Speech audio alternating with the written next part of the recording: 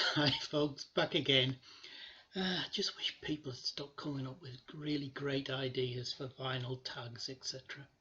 And I can't resist. This one was set up by Alan, the Static Traveller, and is the all-new non-vinyl tag for 2021. So I thought this sounds really good. Thankfully there's only 10 questions, so let's get on with it. Question 1. Show a mini album replica format CD and or one with unusual packaging. Right, I'll show a couple here. First one, this is The Doors, LA Woman, rounded corners. And it's got the plastic in it. Bit unusual, not that much. And then we've got the German band Spacebox, which comes in this cardboard box. The CDs in this sort of little bag,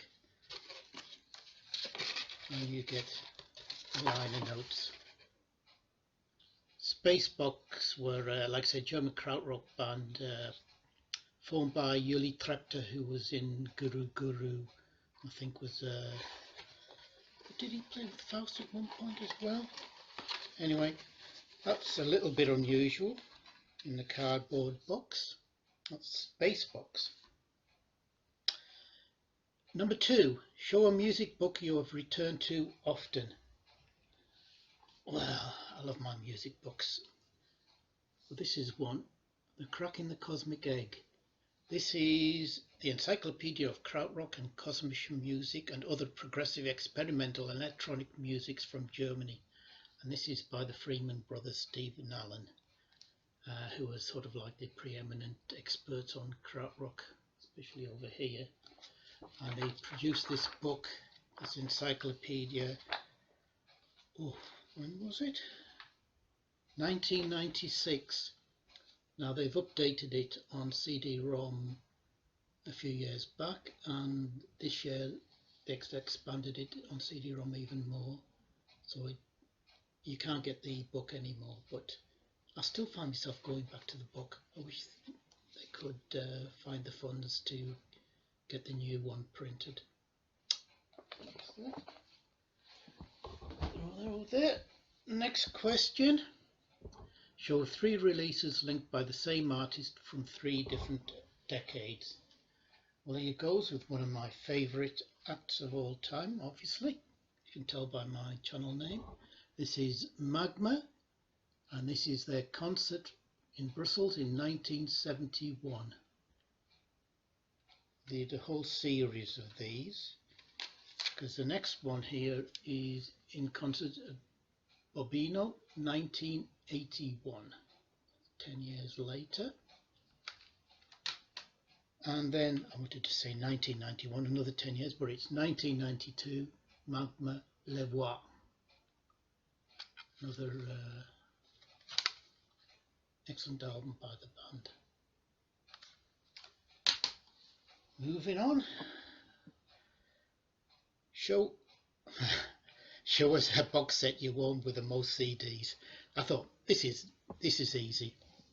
It's got to be this one. This is Europe 72 by the Grateful Dead. There you go. 72, 22 shows, I think 72 CDs, something like that. I counted them recently. But believe it or not, that turned out not to be the most. When I went to grab this, I remembered about this set. Lovely bag. This is The Dead official concert recording series, Summer Getaway 2003.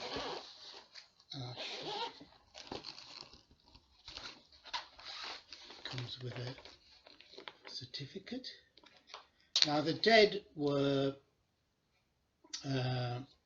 the remaining original members of the Grateful Dead.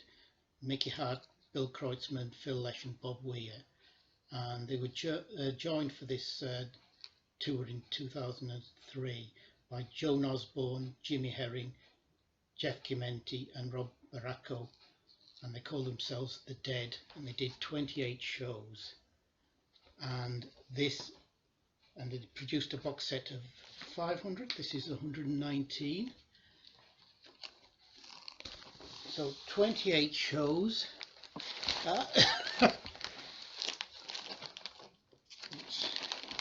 There you go. Each one is 3 CDs, except for the last 2, which are 4 CDs. So I think by my calculation, that's like 86 CDs. Oh.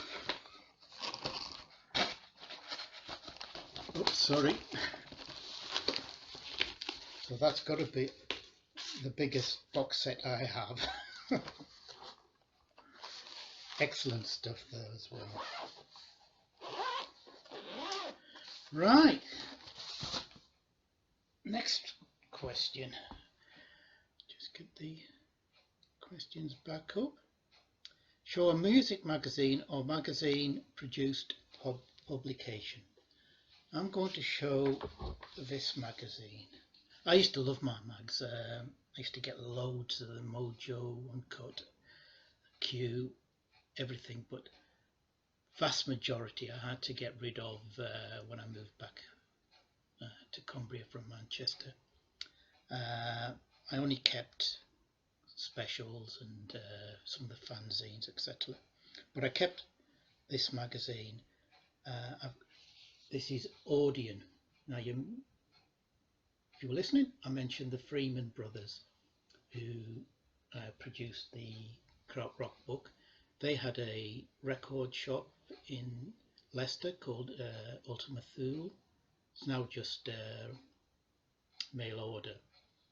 But they also produced this magazine, Odeon, Explorations in Sound and Music.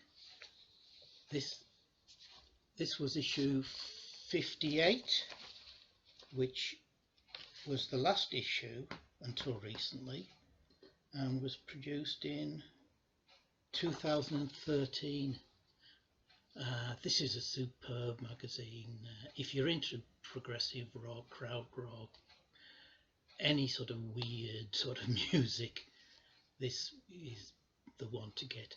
I luckily have all 58 copies. Like I said, finished in 2013, but just recently they've resurrected the magazine as a digital mag, and it started here with number 59. I think they've just done 60, and I think they're working on 61.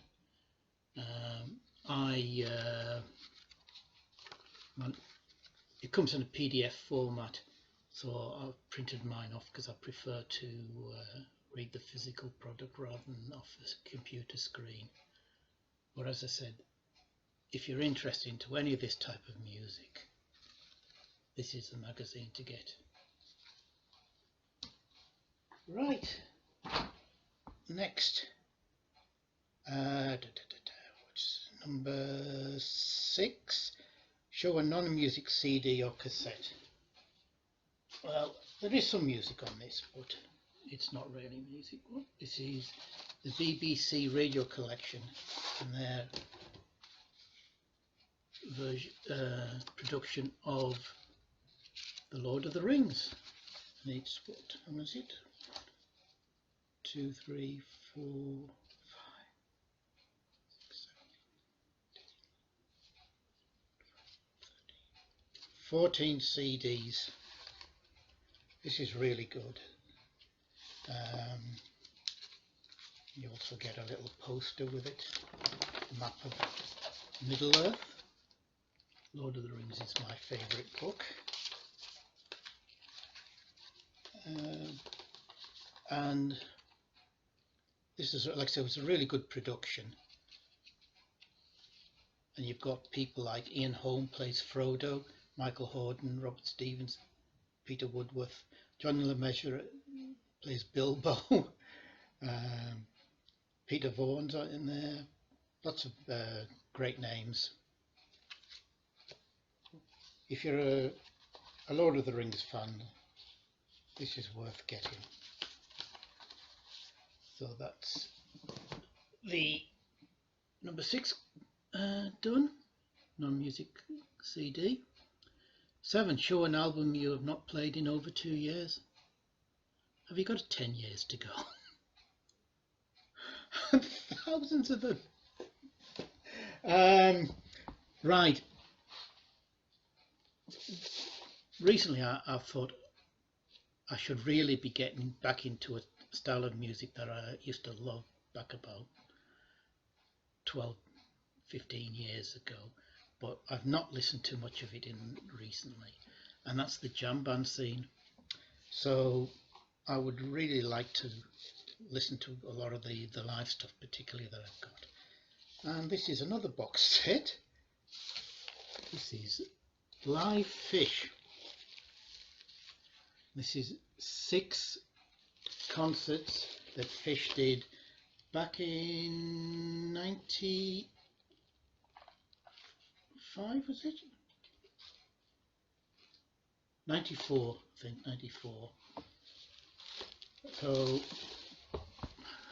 it's going to take me some while to get through these again, because I really should go through the dead box again.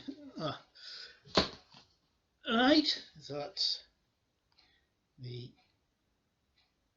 unlistened to stuff. Number 8, show a music related DVD you'd recommend. I'm going to be a bit naughty here because these aren't official DVDs, but one of my favourite TV programs is the Beat Club from Germany, and quite a number of years ago they rebroadcast them in Germany alone, and luckily somebody recorded them, put them on a BitTorrent site, and I downloaded them and burned them off onto DVD. This is like a history of the late 60s, early 70s music. It's superb stuff. If it's still available anywhere, I mean, it's on YouTube. A lot of their stuff's on YouTube now, the Beat Club stuff. I'd recommend anybody that's into the 70s to check out Beat Club on YouTube. Brilliant. Right, that's that one. Right, what next? Show an album which was a disappointment. Well, most of them, if they're disappointments, I get rid of. But being a completist, sometimes I keep hold of them. And this one was a massive disappointment. Yes, Open Your Eyes. I think prior to this, Rick Wakeman had rejoined. They'd done the Keys from Ascension to CDs, on which they'd produced some new material, which really should have been released separately. It would have been one of their best latter day albums if they had. They did eventually as Keys to the Studio, but a bit too late. So hopes were high that they were going to produce something else that was really good. But unfortunately, Rick Wakeman went walkabout again. And Billy Sherwood joined on guitar and some keyboard, so they didn't have a full-time keyboard player. But they produced this album, which is really not very good. It's a pop rock album, not really progressive.